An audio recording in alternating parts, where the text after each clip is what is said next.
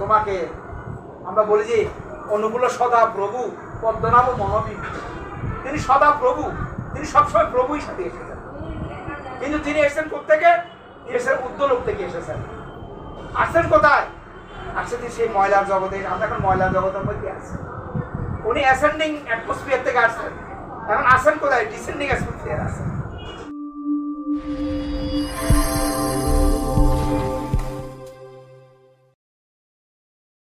দেখেন ঠাকুর কাছে যে যেভাবে আসুক ঠাকুর সেভাবে সমাধান দিয়ে, কারণ তিনি তো সবকিছু তিনি জানেন। আমরা প্রার্থনাতে বলি যে জানা অজানা সমান তোমার, বিজ্ঞই তোমার সত্তা।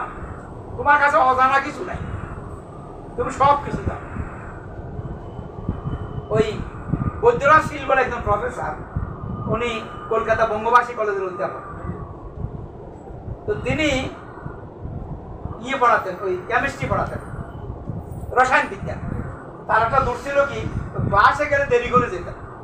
তো প্রিন্সিপাল একদিন বলে যে আপনি যে একজন রসায়ন বিদ্যা পড়ান, সাবজেক্টটা খুব দরকারি জিনিস, আপনার দেরি করে আসেন কেন? ওরা একবার বড় কথা বলে বলবো যে এই কলেজে আমি পড়াশোনা করবো, আমি চলে যাবো। তখন উনি করলেন কি, ওই গুয়াহাটি কলেজে একটা ইয়ে দিলেন, বিভিন্ন কলেজে দরখাস্ত করলেন। দেখবেন গুয়াহাটি কলেজ থেকে তার একটা অ্যাপয়েন্টমেন্ট লেটার চলে আসে। এখন চিন্তা করতেছে যে আমি কি গুয়াহাটি কলেজে চলে যাব নাকি বঙ্গবাসী কলেজে থাকবো, এটা নিয়ে একটা উনি দ্বিধা দ্বন্দ্বের মধ্যে পড়ে গেছে। উনি সিদ্ধান্ত করতে হয় একটা দ্বন্দ্বের মধ্যে পড়ে গেছে। তো তখন বলে যে তার দেখি ঠাকুর বাড়ি থেকে ঘুরে আসে। তখনও কিন্তু ঠাকুরের দীক্ষা তিনি নেন নাই। এখানে বোধহয় একজন ঠাকুর আসছেন ভগবান, একটু ওনার কাছে যাই দেখি কি বলে। সেখানে ঠাকুর বসে, ঠাকুর যেখানে বসে থাকে এখানে হাজার হাজার লোক। ঠাকুর কাউকে যদি একটা কথা বলে সেটা দশজন উপকার হয়ে যায়। তো ঠাকুর কথা বলতে বলতে ফট করে বলে দিলেন যাদের মধ্যে দ্বন্দ্ববৃত্তি জিনিসটা আছে, গো বিটুই, তারা কতক্ষণ গুয়াহাটি কতক্ষণ বঙ্গবাসী কলেজে এরকম করতে তার জীবনে কোনো ইয়ে হবে না।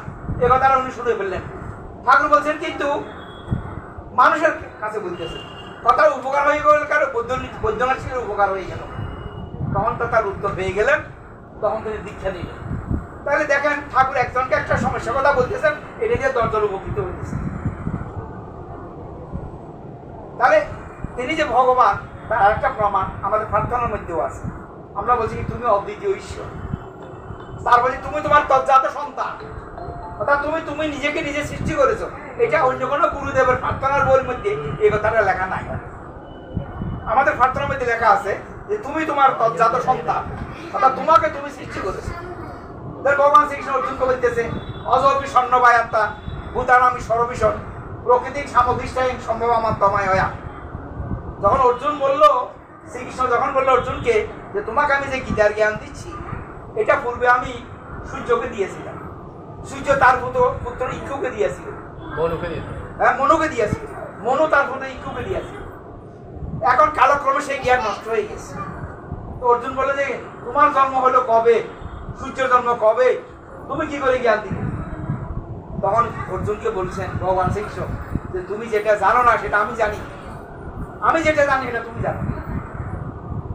ঠাকুরও তাই, ঠাকুর যেটা মানুষকে বলেন সেটা সে অত জানে না, কিন্তু ঠাকুর তার কথাই, তার অতীত, ঠাকুর এমন একটা ব্যক্তিত্ব যিনি একই সাথে তার অতীত বর্তমান ভবিষ্যৎ তিনটাকে তিনি একই সূত্র দেখেন, তার কাছে অজানা কিছু থাকে না। তাই নাকি বলছিলাম যে ঠাকুরের কাছে যে যখন যেভাবে যেত তাকে সেভাবে সমাধান দিত। কিন্তু তার আসল কথা কি, ঠাকুর বলছে আমাদের প্রথম করছে আমাদের ঈশ্বর প্রাণ, ফার্স্ট আইডিয়া। এই জন্য বলছে আমাদের গন্তব্য হলো ঈশ্বর প্রাণ।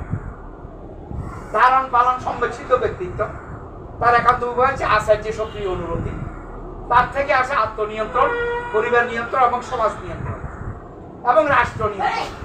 এই রাষ্ট্র নিয়ন্ত্রণের ভিতর দিয়ে প্রত্যেকের সংখ্যাটা যোগসূত্র রচনা করা এবং সবাইকে নিয়ে সেই বিবর্তনের দিকে এগিয়ে চলা। এটা হচ্ছে পরম প্রাপ্তি আমাদের, এটি হচ্ছে প্রাপ্তির পরম বোধন হচ্ছে এই। তারা প্রথম তিনি বলছেন যে আগে আমাদের আত্মনিয়ন্ত্রণ করতে হলে আগে তার সত্য আমি দীক্ষা নিতে হবে। যেমন অনেক বিপদগ্রস্ত ব্যক্তি, একটা আসামের বিরুদ্ধে একটা ওয়ারেন্ট পেয়েছে, সে একটা মার্ডার কেসের আসামি, হত্যা মামলার আসামি ওয়ারেন্ট পেয়েছে। আসামিকে ধরার জন্য 3 গাড়ি আসলো পুলিশ, প্রথম গাড়িতে আছেন এসপি সাহেব, তারপরে গাড়িতে আছে সাব ইন্সপেক্টর, তারপরে ট্রাকের মধ্যে সব পুলিশ কনস্টেবল। 3 গাড়ি পুলিশ আসলো ঠাকুরের কাছে। ঠাকুর প্রণাম করে বললো এসপি সাহেব যে ঠাকুর তুমি যুগ পুরুষোত্তম, সারা পৃথিবীতে তোমার জনগণ মানুষ তোমাকে শ্রদ্ধা করে ভক্তি করে, আমি একটা কাজে আসছে তোমার কাছে, কাজটা তুমি ছাড়া কেউ করতে পারো। বলে কি বলুন? বলে আপনার সেই ঘরের মধ্যে আপনার আশ্রমের মধ্যে একটা হত্যা মামলার আসামি আপনার আশ্রমের মধ্যে ঢুকেছে, তার বিরুদ্ধে ওয়ারেন্ট হয়েছে, আমি আসামটা ধরতে এসেছি, আপনার আমার আসামটা ছেড়ে দিন। ঠাকুর বলছে দেখুন সে তো আমার এখানে আশ্রয় নিয়েছে। আমাদের শাস্ত্র দেখা যায় যে একটা লোক কোথাও আশ্রয় নিলে যে আশ্রয় দিয়েছে তাকে বলে আশ্রয়দাতা, আর যে আশ্রয় নিতে চায় তাকে বলে আশ্রিত। এখন একজন আশ্রয় নিতে আমার যখন এখানে আছে তাকে আমি কি করে আপনার কাছে তুলি? আপনি দিবেন না, আমি দিতে পারবো না। তো না হলে আপনি এখানে বনসাই লিখে দিন, এই আসামিকে অমুক তারিখে আপনি কোর্টে দিয়ে প্রডিউস করবেন, না হলে আমি সরকারকে 1 লক্ষ টাকা আপনি দণ্ড দিতে হবে, ক্যামেরা দেবেন, দেবেন, লিখে যাচ্ছে। ঠাকুর পত্র লিখে দিয়েছে, লিখে দেওয়ার পরে পুলিশ চলে গেল। এখানে হলে কেন বলছি? হলে কল্পনা। তা ঠাকুর যে স্বয়ং ভগবান, যার কাছে যে কোনো মানুষরা বাঁচতে এসেছে, তার জন্য ঠাকুর জীবন দিতে প্রস্তুত। 1 লক্ষ টাকা ড্যামারে দিয়ে দিচ্ছে ঠাকুর, দরকার নেই দিতে যান, চলে যান। তা ঠাকুর যে মানুষের জন্য পাগল, মানুষের জন্য যে ঠাকুর করতে এসেছে, মানুষকে যে ঠাকুর বাঁচাতে এসেছে। তখন সেই আসামি তাকে বললো, আসামি তখন পুলিশ যখন চলে গেল, আসামি বেরিয়ে আসলো যে ঠাকুর তুমি এটা কি কাজ করবে? তুমি কি আমাকে চিনো? নামে আমাকে তোমাকে চিনি, তুমি 1 লক্ষ টাকা কেন পাবি? এ শালা তুই আমাকে চিনিস না, আমার দরকার, তোর 14 গোষ্ঠী আমি চিনি।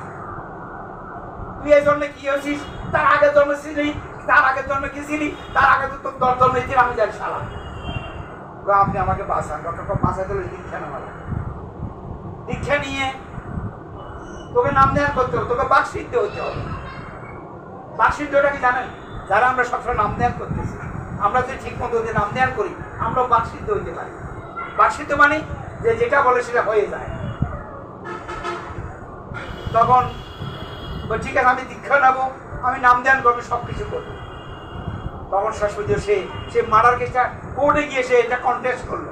কন্টেস্ট করার পর সে মারা গেছে, সে খালাস দিয়ে খালাস হওয়ার সে বাকসিদ্ধ হলো, সে ঋত্বিকতা পেলো, ঋত্বিকতা পেয়ে সে সৎসঙ্গে একটা বিশাল একটা ফিলার হয়ে গেল।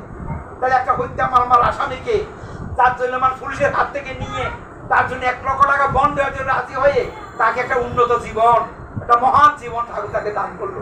এটা স্বয়ং ভগবান যা দান করলো।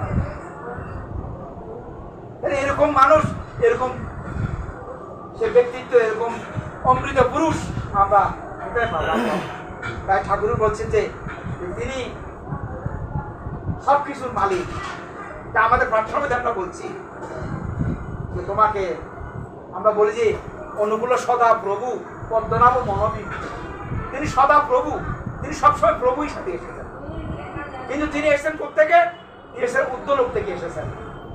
আসছেন কোথায়? আসছেন সেই ময়লার জগতে। আমরা এখন ময়লার জগতের মধ্যে আছি। উনি অ্যাসেন্ডিং অ্যাটমসফিয়ার থেকে আসছেন, এখন আসেন কোথায়? ডিসেন্ডিং অ্যাটমসফিয়ার আসেন। এই জন্য ঠাকুর তামাক খেতেন কেন? যে মানুষের সঙ্গে মানুষ ঠাকুর যখন কথাবার্তা বলবেন সেটা অত্যন্ত নোংরা, আমার এটা নোংরা পরিবেশ। এখানে চোর, ডাকাই, মদ্যপ, মিথ্যাবাদী, জুৎসুর সব কিছুতে পৃথিবী ভর্তি হয়ে গেছে। এরা সবাই ঠাকুরের কাছে আসবে। ঠাকুর তো আসছে উন্নত লোক থেকে, এদের সাথে কথাবার্তা বলতে হলে ঠাকুর তো একটা অবলম্বন লাগে। তাই ঠাকুর অনেক সময় তামাক খেতেন। হাতের মধ্যে একটা নল থাকলে তার কথাবার্তা বলার সাহায্য। তো অনেকে প্রশ্ন করে যে তোমাদের ঠাকুর তো মাদকাসক্ত, ঠাকুর মদ খা, ঠাকুর তামাক খাই কেন? আসলে ঠাকুর যে তামাক খেতেন এটা কোনো মাদক দ্রব্য না, এটা ওই সিগারেট না যে যার সময় নিকোটিন আছে। ওটার মধ্যে একটা জাতীয় হুক্কা আছে, সেখানে জল আছে, গুড়ুপ গুড়ুপ করে টান দিলে তখন ওই জলগুলো নিকোটিনটা কেটে যাচ্ছে। তাও তিনি শুধু ওটাতে আসক্ত নন, উনি আসক্ত হচ্ছেন মানুষের প্রতি। ঠাকুরের এক যে তামাক সাজাতেন তার নাম ছিল দুর্যোগী। এই দুর্যোগী আমার জন্য একটু তামাক সাজাতো, কতগুলো লোক আসছে, তাদের জীবনের কথা, দুঃখের কথা, বেদনার কথা, সেগুলো উত্তর দিতে দিতে ওই দুর্যোগীরা যে তার জন্য তামাক সাজালেন, তামাকের টিকা সব নিভে গেছে প্রায় 40 মিনিট। আর একটা টান দিতে আমি সময় পাইনি। ওটা ধরা আছে, নটা ধরা আছে। তারপরে যে এই দুর্যোগটি আমার জন্য আবার আরেক কলকি তামাক সাজা, আবার আরেক কলকি সাজাইলো, আবার কথাবার্তা বলতে বলতে আরো 45 মিনিট ওইটাও নিভে গেছে। এই দুর্যোগটি দূর আমি পারবো না, খালি তামাক সাজাইতে বলে খাইও না কিছু, কি করে থাকবো, তার না ফেলে দিতে আবার তামাক সাজা। তার মানে অর্থ কি? তিনি তামাক খেতে আসেন, তিনি আসেন মানুষের দুঃখের কথা শোনার জন্য, মানুষের একটা সমাধান দেওয়ার জন্য। সে যেই হোক, সে রাজনীতিবিদ হোক, সে দেশের প্রধানমন্ত্রী হোক, সে একদম ওই যে শ্রীপতি মন্ডলের মতো মাটি কাটার মতো একজন একজন ওই খ্যাত মজুর, দিন মজুর, অশিক্ষিত হোক, সে যেই হোক না কেন। যখন ভারতের প্রধানমন্ত্রী লাল বাহাদুর শাস্ত্রী ঠাকুর কাছে এসেছিলেন, ঠাকুর তাকে একটা লাঠি দিয়েছিলেন, এগুলো দণ্ড বলে যে আপনি সবসময় দণ্ডটা নিয়ে যেখানে যান আপনি এটা নিয়ে যাবেন। কিন্তু তিনি ঠাকুরের কথা শুনেননি। যখন তাসখন্দের মধ্যে যখন তিনি গেলেন, সেখানে তিনি কি খেতে গিয়ে তার গলার মধ্যে আটকে তিনি মরে গেলেন। ঠাকুর একদিন আটকা করে বললেন যে তাকে যে আমি একটা লাঠি দিয়েছিলাম, এটা কি উনি নিয়েছিলেন? আরেকজন ছিল ভারতের অর্থমন্ত্রী অনুগ্রহ নারায়ণ সিং, তিনি কিন্তু ঠাকুরের লাঠিটাকে সবসময় যেখানে না সেখানে নিয়ে যেতেন। পাটনাতে একবার প্লেন অ্যাক্সিডেন্ট হলো, প্লেন অ্যাক্সিডেন্টে অনেক লোক মারা গেছে, তিনি কিন্তু অক্ষত অবস্থান দেশের দণ্ডটা নিয়ে বেরিয়ে আসবেন। তাহলে ঠাকুরের কাছে কে আসে? সাহিত্যিক বলেন, রাজনীতিবিদ বলেন, দেশের প্রধানমন্ত্রী বলেন, সবাই এসে যার যার সমস্যা, তার কি সমস্যা, সে কিভাবে বাঁচতে পারে, কিভাবে তার জীবনের কল্যাণ হয়, কিভাবে তার উপকার হয়, তার সমাধান দেওয়ার জন্য তিনি একটা ব্যবস্থা করে দিয়েছেন।